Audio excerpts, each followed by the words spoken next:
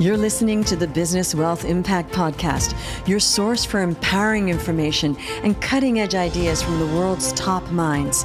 I'm your host, Jeanne Amlour, founder of seven-figure coaching company, Jeanne Amlour International. Join me on a journey to unleash your potential and create your highest success. Welcome to Business Wealth Impact. Hello and welcome to another exciting episode of Business Wealth Impact. Today we have Ron Douglas as a guest. Ron is the CEO of Mentoring Giants, which is on a mission to help 100 entrepreneurs reach their first million. With 40 plus successful exits, his passion lies in guiding others to succeed. After being a business mentor on Discovery Channel's Blue Collar Backers, Ron was overwhelmed by the outreach and people seeking business advice. This was the catalyst that helped ignite the concept of Mentoring Giants. Welcome, Ron. Hey, thanks. Thanks for having me. Yeah, it's a pleasure to have you here. So, I'm curious, and I'm sure many people are curious, and that's why I wanted you on the show. How does somebody have 40 plus successful exits? How does that even happen? Well, it's a lot of businesses. Yeah, I've accumulated a lot of businesses over the time, and I think the biggest thing is a lot of people ask me, knock on wood, I've never been in a lawsuit. I've never had to deal with any of that stuff, and I think it's my question always to people that come to me. There's a lot of people that come to me and say, "Hey, I want to prepare my business to exit, and how do I do that?"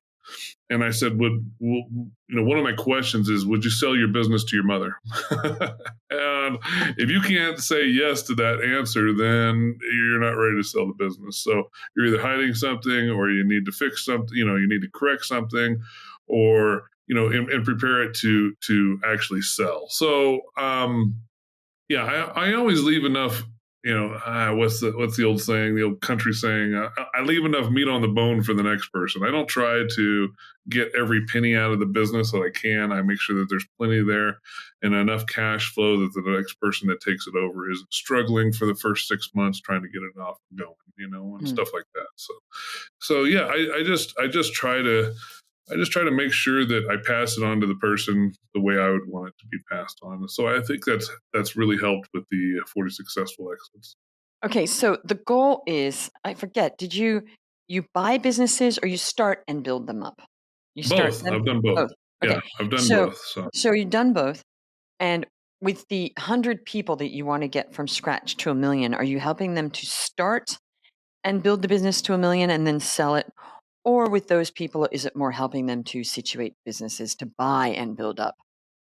Either one. Again, Okay. both. I can help you if you want to purchase a business and take it to $1 million. Or if you already own $1 million business and you want to take it to $10 million, I can help with that too. So, it's not, the process is all the same. And so it doesn't change the process, whether you want to take it to the first million or you want to take it to 10 million or to 50 million. The processes are all the same. There's some key differences there. Sometimes you're dealing with employee issues on the first million, and you might be dealing with different growth strategy issues on the, to get to 10 million. But the structure and the processes are all the same. So it really doesn't matter. If you want to 10X your business, I hate the word 10X because what's his name uses 10X? Yes. Several people use that. Yeah. I don't want to. I used to use it all the time, and then he started using it. And anyway, so yeah, if you want to multiply your business, multiply it over, several times over, it's not that hard. And if people are just not tuning in, if you want to make your first $1 million in 6 months, that's not hard either. So by the end of the show, you'll know the steps to reach that first $1 million if you want that. Great. So. Okay, let's go through those steps. What are those steps to reach your first million? All right. So the first step, obviously, the first step is to focus on what your customers want. Everybody is trying to create a product and then force it on to customers, and that's the wrong way to do it. You need to find your customers, find the need in the market. I'll give you an example. There was a guy that created a vacuum sealer for a jar. Because that was a need, right? There was a lot of people that needed to vacuum seal stuff into jars. food products, nuts, berries, whatever. And they wanted to do a quick vacuum seal on it without doing this whole pressure canning system Mm-hmm. thing, and there was enough people that were saying, man, that would be cool if we had this, this, and this. And so he went out and created it, and he already had a built-in audience, right? And Mm-hmm. so that's what you want to do. So many people go, hey, I think I have a cool idea for a product, and then they go and try and force it onto people, and that's the wrong Mm-hmm. way to do it. I agree. And it's not just products, it's services. I hear all the Same. time, Yep. I really want to coach on this.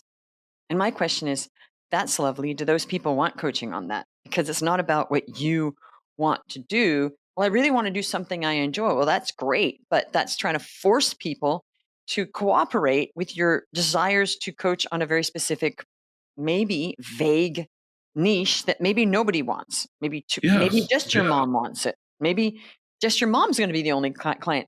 But well, I really just want to do that because that's what I want to do, and I'm trying to impress upon them, like you. Your goal is find something that your clients need, will gladly pay for, and service them. Yep. Yeah, find something that everybody is, a Mm, lot of people want and need, and then just fix the problem. Find the right. solution. Okay. So you're finding something that people. So say somebody says, "Well, I want to do this, Ron. I want to get to $1 million. How do I start? How do I start? Where do I go to find the idea? Even." Okay, well, I mean, finding the idea is easy. I mean, you can find that on social media. There's always people complaining on social media, so you can always find the problem on social Hmm. media. So do some research, find the problem, then start investigating the problem, making sure there's more than one person that has that problem. Hmm. And obviously, the larger the audience, the better. And Hmm. then once you find that, then go and find the solution, and then Hmm. work it backwards. And so. Mm, Um, what I like to do is I like to draw 6 squares on a piece of paper. hmm. Okay, and focus on month 6. So each one of those squares is a month, and so focus on month 6. What does that look like? I want $100,000 in sales a month. I want this. I want that. Draw all that in there, and Hmm. write all that in month 6. Hmm. And then reverse engineer it. Say, okay, well, if I want to have 5 employees and making $100,000 in sales, then I need to have hired 5 employees by month 5. I Hmm. need to train those employees by month 4. I Hmm. need to post an ad on month 2. And Mm, so right on the square on month 2 square, right, post ad mm, for employees. And then month 3, train employees, build mhm, a program. And so you're basically reverse engineering and creating a 6 month blueprint mm. on how to get yourself to your end goal. Okay. Now, as a coach, I know that a lot of people come to me with their blueprints, and their blueprints are beautiful. They look lovely, and I think they're artistic. Okay. I will say, I think they're artistic. And I'm looking at the blueprint, and I say to them, well, just because you put that in the blueprint does not mean it's going to work that way because you're assuming that people are going to click on your ad, you're going to blah, blah, and if things go well, things don't go well. And you cannot just have a plan and just think you're going to I said this plan's going to work, and I said I love that. Absolutely. I literally joke and I say I love that artistic plan that you have because to me it's like art. You put it on a wall, but it probably won't work. So your Well, I plan. was going to say I'd love to show you mine. Mine's on the wall. Mhm. It's a dry erase board is what I use, Oh, okay, and the reason I use a dry erase board because I use a bunch of different colors, and the reason right. why I use a bunch of different colors is because every time I change something Hmm. in my 6 month blueprint, I Yes. create a different color for it so that I can show how many times it's changed, Yeah. and it grows and transforms by the time I get to month 6. Because Okay. I may want to post an ad on month 2, and I may want to create a training program for these people by month 3, let's just say, Hmm. but that didn't work out realistically, and I needed to change something, so I need to move it Yes. over to month 3. And so I draw an arrow and I rewrite it on month 3 in a different color so I can just show how many times things changed. And it Right. looks like a rainbow by the time I'm done. Because you're changing it. So when people come to Yes. this plan, I'm like, well, that's lovely, but you're Yeah. assuming that those people are going to react the way you want them to, and That's then just the I'm gonna start. Then I'm going to Yeah. get on a sales call. They're going to say yes. Are they? And then Yeah. I'm going to do these ads and those are going to work at this rate. And I'm like, okay, I've never seen anything work like Yeah. planned ever, ever. So you're saying, of course, you get the plan and you are changing that non-stop and course correcting as Yep. business Yep. coaches. Okay. And just to give you an example, matter of fact, I started I'm helping a local person right now with an easy marketing plan, and I Mm-hmm. said, listen, he wants to create a marketing company a marketing company for companies, Mm-hmm. and I was like, look, this is the easiest way to do this. Boom, boom, boom, boom. Mm-hmm. And I said, find an advertiser, create a postcard, Anyway, we're doing this whole business deal. He's a young guy. He's only like 19 Wow. and he wants to generate 20 grand a month. I said, that's easy, man. Let's just do this. Okay. So we created this blueprint, and the first big sponsor that wants to buy his advertising, Mm-hmm. he wanted to have his first ad out in the mail by February 15th. Mm-hmm. And his biggest advertiser says, well, I really want to start March 1st. So that just changed everything. He's like, but I wanted it. Hey, man, they're paying the bill. Flex, Yes. and be flexible. So we drew an arrow, and March 1st is when the first ads go out, and so you just have to be flexible and change, as long as it's not like completely changing your business strategy and completely 180ing sometimes it might. You just have to really sit down and understand, Right. how is this going to affect my business? Is it going to, Mm-hmm. like for instance, that one, he wanted it out by March 15th or February 15th, and the customer wanted it out by March 1st. Mm-hmm. Is that changing his business model? No. Is that crushing his business and ruining everything? No. Mm-hmm. They're literally going to be the biggest advertiser on his platform, Mm. and it's like, make that adjustment. They committed to was it $5,000 a month, and it's Yeah. like, hey, if they're committing to $5,000 a month, you start March 1st. Okay, so you clearly helped him with the marketing aspect because all Mhm. these plans are wonderful. I love them.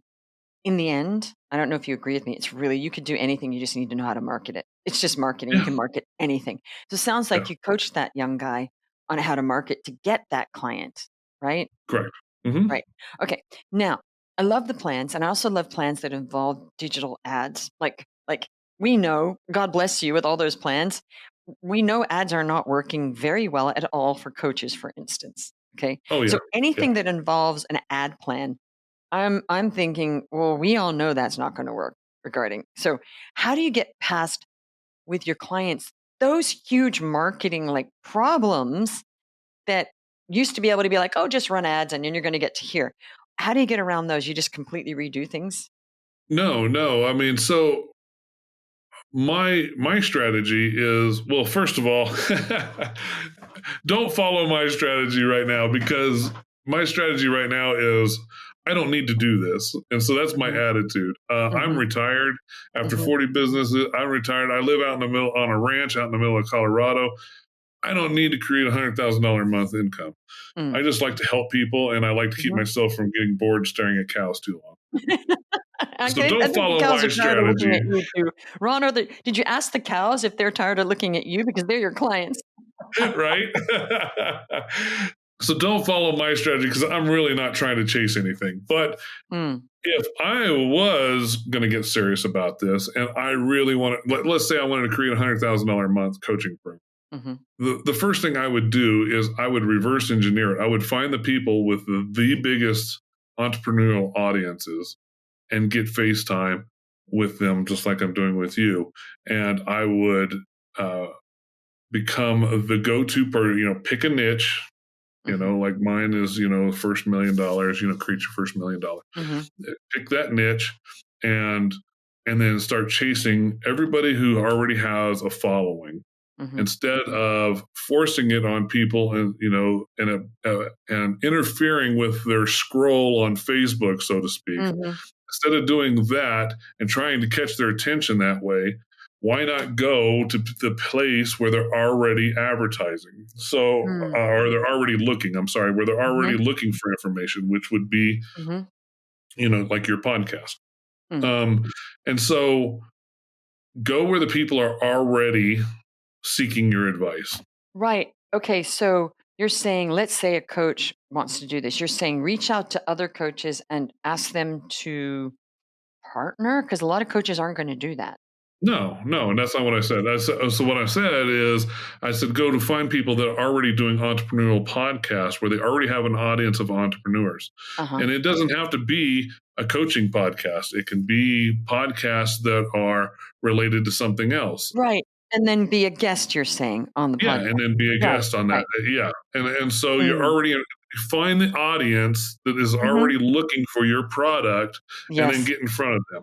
And exactly. so, and instead of forcing yourself onto people that aren't Right. interested. 100%. Yeah, I'm on a lot of podcasts. But to be quite honest, I don't get that many clients from all the podcasts that are related, that do have my marketing. It's not like, it's a flood. I could probably tell you why. There's two things. One is you got to have a hook at the beginning, Mhm. right? So that's the reason I threw out. By the time you hear this podcast to the end, you're going to know how to reach $1 million for the Mm. first 6 months, right? Mhm. And so you Yes. throw a hook at the beginning and say, "Hey, Mhm. listen to this whole thing," so that you can understand how to make Mhm. $1 million by the end. So now you got them listening to the whole thing. Right. And then, of course, then you have to have an incentive at the end, which I don't have a very good incentive because, like I said, Because I'm you not don't trying. care.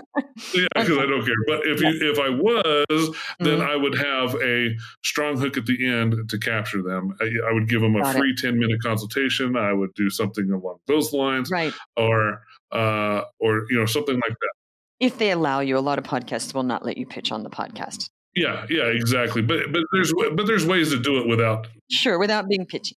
Okay, Yeah. so of all the people, how many people have you gotten? You're going 100. How many people have you gotten to 1 million? Oh, I think we're about 60, Wow. 62 or something like that. Yeah. Okay, and what kinds of businesses are these? Just generally, what kinds Oh of man, they're all over the place. They got a guy that, well, the kid that's doing the advertising. I mean, he just landed the $5,000 client, and then he's trying to get to $20,000 a month. Mhm, So, and that's cash flow in mhm, his pocket. right. And he is probably, so 5,000. He got the other one for 25, 20. So he's probably making about $15,000 a month right now, and he's only been doing it for 2 months. Amazing. So you taught him to go out and get those clients. What did he do to Yeah, get the first client? pick up the phone, make the call. So, no, I'm just Yeah, because people are always asking, well, how do you do that? Well, you go out and yeah. get the client somehow, but there's Yeah, everybody wants to do systems. Everybody wants to yeah, create a system and yeah, do all this. Just get on the phone. Just right. get just For make the certain move. things. Make Yeah, the move. I mean, right. if you see a beautiful girl walking, well, I guess is a good analogy. I mean, if you see a beautiful girl walking through there, you're not Mhm. going to say, let's create a system and an advertising campaign to get her attention. No, you're going to walk straight over there and talk to her, right? And so the same Exactly. thing. Okay. You and I are on the same page here Yeah, because go get it. You yeah, want go it? get Go it. get it. When I used to coach people for all sorts of businesses, kind of like what you're doing, I'd say, okay, your one problem is getting clients. That's your one, it's your only problem. It is not Yep. that you don't have the right chair in your office. It is not that your business card is so bad. You don't even need a Yep. business card. It is that you don't have a flow of clients, and we need to find a simple way to do that. And why don't you call those people? You want me to call people? I'm like, Yeah. yeah, yeah, yes, I do. Yes. And you can start simple. Yeah. Let's say you're a business coach, right? Let's Yes. say let's say you're a business coach. Get online and look all the local businesses up Hmm. and make a list of how terrible they are. Right. Okay, I'll give you an example. Matter of fact, I'll give you a quick example right here. I'm sure I can find something real quick. All right, there's a business card, right? Okay. Who the heck can read all this nonsense, right? And Nobody. so, yeah, and no, ain't nobody going to read all that, right? And so, first of all, he needs to change that to more like that, where it's just simple. This is Hmm. what I do. Now Yep. I know all he does is roofing and he does Hmm. repair. That's it. And then he needs to have his phone number big enough that I ain't got to put my reading glasses on to read it, right? That's so funny. I used to coach people on that. I would review Yeah. their cards and I would say exactly the same thing. Have nothing on it, what you do, make it a really good, strong call to action, and please put a large phone number on there unless you don't want them Yes. to call you. We Yes. don't, some people wear glasses, but it was the same. They're still doing the same stuff. And I said, and please take all of that writing off.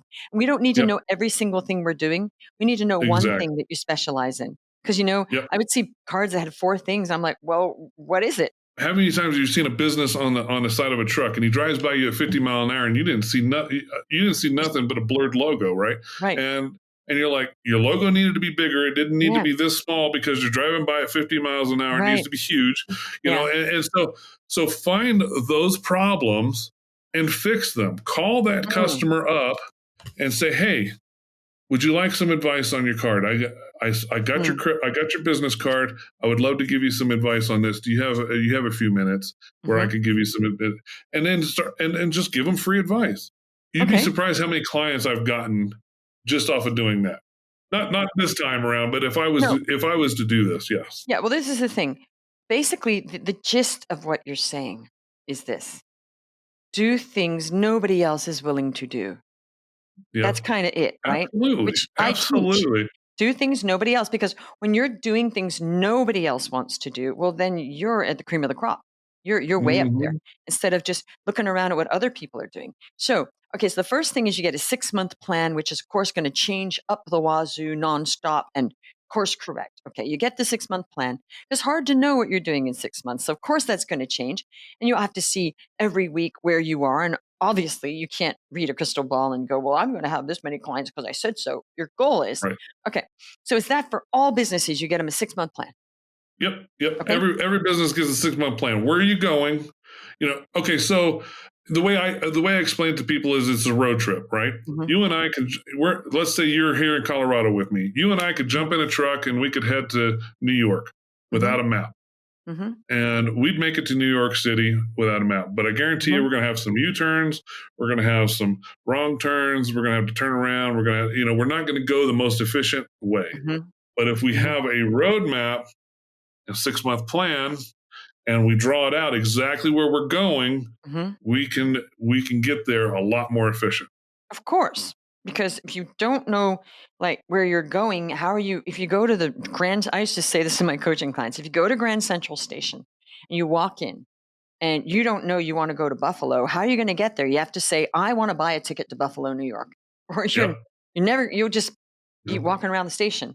And that's Right. kind of how people do their businesses. They're walking around Grand Central Station wondering, where am I going? Okay. All right. So you got the plan, and then you're obviously helping them with marketing, correct? And you're tailor making the marketing for their business, whether it's offline, online, and you're basically helping them strategize because you're a ninja at this, right? Yep. Right. Yeah, matter of fact, I'll give you a quick example of a gentleman came to me. He recognized me from the TV show when I moved down here. Hmm. He's a young kid. He was 17, Hmm. and he wanted to own a landscaping business. Mm. And he's like, I want a big landscaping company. That's what I want. He Mm. had already graduated school, and I said, great. How are you going to start? And so we sat down and we came up with a strategy. And basically, what he did is he started cutting grass the whole summer, and he Hmm. saved every dime. Didn't Hmm. spend a dime. Save all your money and cut grass with a lawnmower, with a push Hmm. mower. Okay, Mm. so he literally did that. Then he went and bought a riding mower, and then he Hmm. did a riding mower. Then after that, he had, what was it, like almost $20,000 had saved up. Hmm. And then we went to the small SBA. We went to a SBA and got him pre-approved, and he actually purchased the biggest landscaping company in the valley with an SBA loan using the down payment of the $20,000 that he had down. Okay, that was smart strategy. He would never have been Yeah. able to do that with you. He wouldn't have had the confidence. So Yep. it's really figuring out where those gaps are and plugging those in. Yeah. He didn't have to build $1 million company. He just had to build the down payment Yeah, then build and the down then payment go and buy buy the it company. instead of Yeah. because it's either you build that up or you can just buy it and build it up because it's got the bones, right? So Yeah. you're very Yeah. strategic about where that is. It's not always the same thing. It's like, wait a minute, that would be better if you just buy that and build that up rather than starting from scratch. So that's great. Yep. How well is he doing now? Has he made $1 million yet? Now, man, matter of fact, I talked to him last week, and I think he had like 15 or 20 employees now. Hmm. And he's just killing it. I mean, Wow. he's doing really well. He loves it. He loves life, and he's only like 19, 20 years. I think he's 20 now, and so Amazing. he's 20 Wow. years old, and yeah, he's got all these employees, and he was telling me that now that winter's almost over, so he said now we're taking the snow plows off the trucks and we're kind of getting ready for the spring. Hmm. Starting that portion of the landscaping. It was just funny to hear him talk landscape talk. And it was Right. just I really enjoyed just listening to him. Do that. That's I awesome. did the same thing here with a guy that owns a gym. Mm-hmm. Kid comes up to me, and he was young too at the time. I think he was Mm-hmm. like 18, and his dream was to own a gym. And he says, "I need $150,000 loan to buy equipment to start a gym." Mm-hmm. And I said, "No, you don't. Why? Tell me why." And he says, "Well, I need this equipment. Why do you need that equipment?" And we went through this whole. I got him thinking, right? And so he's like, "Well, I don't know. That's just what gyms do." Mm-hmm. And I said, "Have you been online? You see these guys with the ropes, and they're hanging ropes, or they're flipping tires, and all this other stuff." And he says, "Yeah."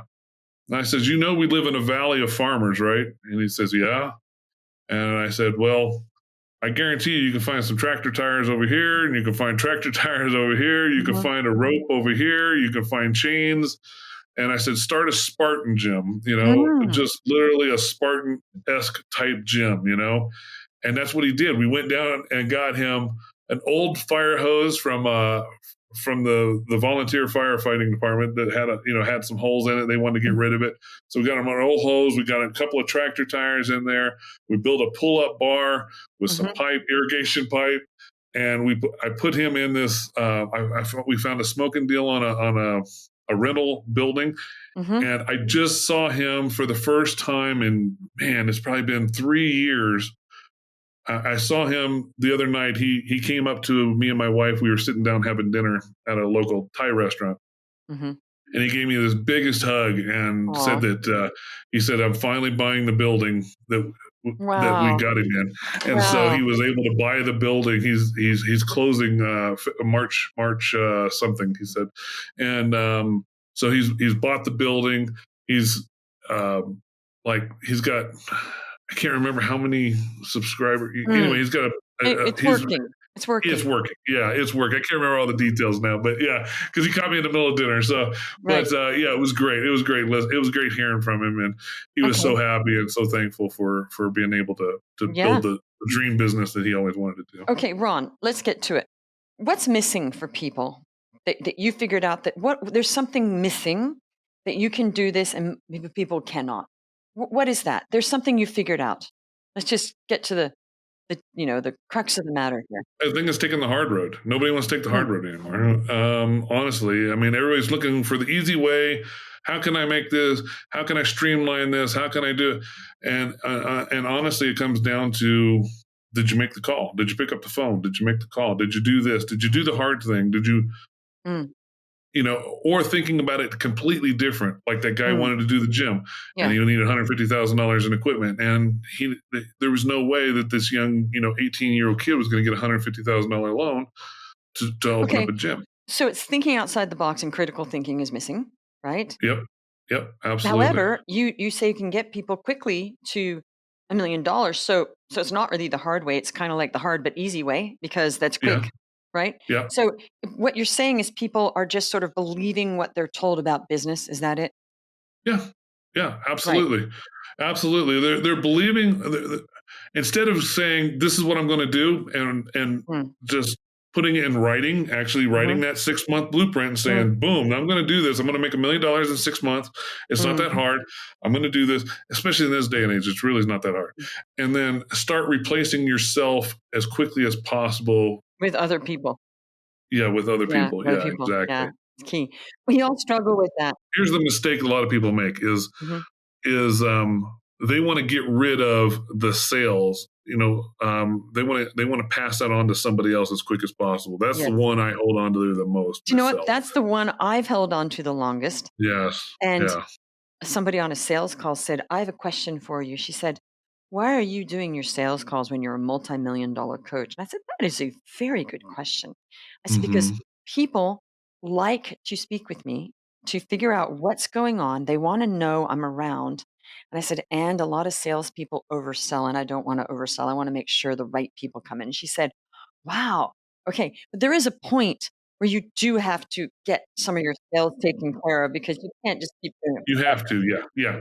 But there's so many other things you can replace first. You know what I mean? Matter of fact, we're on this podcast because Mhm. somebody, my assistant, probably contacted your assistant and probably booked the call Yes. and did all that stuff. And I didn't do any of that stuff. I didn't Right. know about the Yeah. bio and the picture and all that stuff. That was all done by somebody else. I Exactly. literally was on vacation and I showed up about 15 minutes before this podcast and sat down That down. from my Yeah. vacation. My bags are still sitting over there. I just walked in the door Right. and jumped on here. And so that's one of the things. Yeah. I'm glad you said that because I agree. I agree that you don't abdicate things when they don't. I don't want to do sales. And I always hear people saying, oh, I'm going to plug in a sales team. And I'm thinking, no way is that going to work. You got to figure out your own sales and not get rid of stuff because you don't want to do it and you're scared. And that's really Yeah. what they're doing. However, every other thing, I agree with you. I don't do anything for this podcast except for turn up. Everything is taken care of. Everything else is done. It's funny because there was a movie, and I'm kind of a movie buff. So there was a movie. It was a funny movie. It kind of flopped. It didn't really do well, but it was called The Replacements, I think it was. And it was with Gene Hackman and Keanu Reeves. Keanu Reeves, yeah. And it was about a football team. Yeah, I heard about that movie. Yeah. Yeah, and the one line in there that I always remember is Keanu Reeves is the quarterback, and he goes, "Just give me the ball," and he goes, "The winners always want the ball," and that's the truth. At the end of the day, just give me the sales. Get the salespeople in front of me. I'll close the sale. I want the ball. Give me the ball. I'll run it to the finish line. Does that make sense? It does make sense, but it's just, I'm of the same mind, and I coach coaches and consultants, but I also coach very high level CEOs, and I'm always astounded that the same exact problems are present. Even, and I don't know why I'm astounded, but even yesterday I was on a call with several CEOs, and I was thinking, wow, they don't want to sell, and so They don't want to close. They don't want to be a closer. I was getting some advice about a startup, and I said, okay, you're trying to raise funds, I said, so whose job is that? Is the CEO? Oh, no, the CEO is great. I said, great, but he's not bringing funds in. Okay. So who's bringing the funds in? Well, we have a fantastic CFO with a team and sales team. I said, great. Yet you're not bringing funds in. Silence. So I said, so who's great at bringing funds in? The CFO. I said, yeah, but they're not bringing funds in. So who is? Silence. I said, so they should be doing their job. And they should be doing a better job because you're just an investor and you're trying to, are you the fundraiser? No, but I thought I love that you're trying. They're not. And he was speechless. Something so obvious escaped them. I said, you just said how great they are. They're supposed to build, you're saying that, well, usually the CEO does raise funds, but he's not. So he abdicated to the CFO and their wonderful sales team. And I thought, well, that's already a problem, but that's okay. Okay. The CEO is amazing. I'm thinking, yeah, he's not bringing funds in. Okay. I said, great. So whose job is that? Nobody's job. There's no one. I said, so, and he said, you're right. I have to speak with them. I said, because I'm hearing how great they are, but yet you're not bringing funds in. So how great are they? It's all this propaganda of we are so great at what we do. Exactly. They're convincing themselves. They're talking. They're convincing themselves that they're so great when it's not. And it's right. It's right here in black and white. I've got an investor that he invests in startups over in California, and he won't invest in any company unless they bring me on. They have to. That's part of their That's part of the requirement. They bring you on. They bring me on to help coach the team. Okay. And I'm not involved with the product and all that stuff. I just focus on building the team and getting the right people in the right places and the thing is, asking those same questions as you were just asking. Most of it is not that hard. It's not. Then there was another question about keeping another financial officer who's a problem, and I'm sitting thinking, a problem, get rid of him. And so I'm okay. And why is he and he has a problem. I said, okay, there's a big question here. And they said, what? I said, why is he causing this problem again? Did you ask him? No. There's no communication at all. No communication. Exactly. Almost always is communication. And nobody wants to have the hard conversations. Nobody wants to do the hard conversations. Yeah. And so I do the same thing. When I hire an employee, one of my questions during an interview process is, listen, you have baggage, I have baggage. We all have baggage. Yes. The question is if I'm willing to deal with your baggage. So what's your baggage? What's your baggage? Yes. No, actually, I have a new thing this year because I'll say the word, I'm 10Xing, not because I'm working with that guy, but somebody else that I respect was using 10X before him. Okay. Yeah. And I read the book, 10X book, and he's actually good. Benjamin Hardy has some good books. I'm digging that. And I thought, okay, I'm going to do this categorically, blah, blah, blah. And Well, the thing is, for some reason, and I have to question this. I assume nobody's going to ever do a good job. So I just train them and it's never going to be perfect. But I thought, no, this year, I'm not putting up with anything, nothing. So we hired some new people, and as we're hiring two, see which one is good. If they're both good, we keep them on. If one is good, we keep them on. And we are telling them, we're testing both of you. If you're both good, you stay on. So there's no, oh my goodness, competition. One came on and she literally, I don't train my VAs. I have a trainer. That's what, that's what you don't do, right? Right. So the system is you don't communicate with the CEO, i.e. me. You get the training. And I did turn up once to meet them all and do a team meeting, Okay. So she literally did the exact opposite that she was trained on 3 or 4 times. And so I got on a call and I said, I have a question. I said, why did you do that? Oh, my bad. I said, no, no, no, no. I don't want to hear my bad. I said, I don't want to hear that ever again. I don't care about your bad. Silence. I said, why did you do that? You got training. You said you got training. She goes, yes, I was trained. So then why did you turn up? Do something completely different of your own accord that she made up when we have a system and we were trained we train a lot, Ron. Like we train and train. We are not that company that throws things at people. We train, have any questions, next training, because I know you have to tell somebody 150 reps, right? So yeah, Yep. so we're very Yep. good about that. We're like, we're going to train you as much as we want. Da, da, da. I said to her, I said, why did you do that? I said, there's only a couple reasons. One, you do not care enough. Oh, I do care. I said, nope. If you did care, you would have followed directions. Silence. I said, you need to ask yourself, why would I turn up to a new job and not do what I'm trained for? Ask yourself. I said, I'm not answering that for you. And she says to me, yeah, that is a very good question. And I thought, oh my gosh, this person, I thought this is too much. And I thought this person thought she was going to come and train us to work. And I said, I do not know who you've worked for before, but I will fire you if you do not follow directions. Now, I'm going to be so transparent. You have 2 shots. The first time, it's a mistake. Second time, I'm putting you in a category called a non-learner. She was dying when I told her this. I said, I'm being transparent. I said, I do not have time to waste. I shouldn't even be on this call because I'm not your trainer. And I don't enjoy this actually, but I want to be really transparent. Second time, no sorries, no nothing. You're fired because you're then in a non-learning category because we have trained you so much. So it's your choice if you are going to prioritize your people you're working for or not, your choice. She was dying. She could not believe this. Guess what? She did a perfect job the next day. I bet she did. I was going to say, Yeah.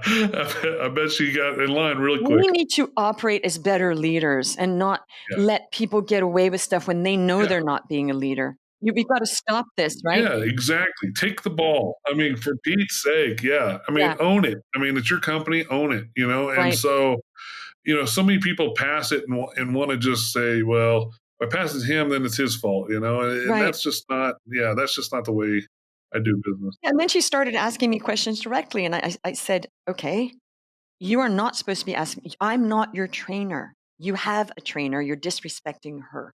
We were explained the system. Now you're trying to create your own system in my company. I do not agree with that.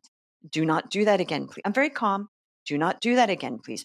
Oh, sorry. I said, okay, you do it again, you will be fired.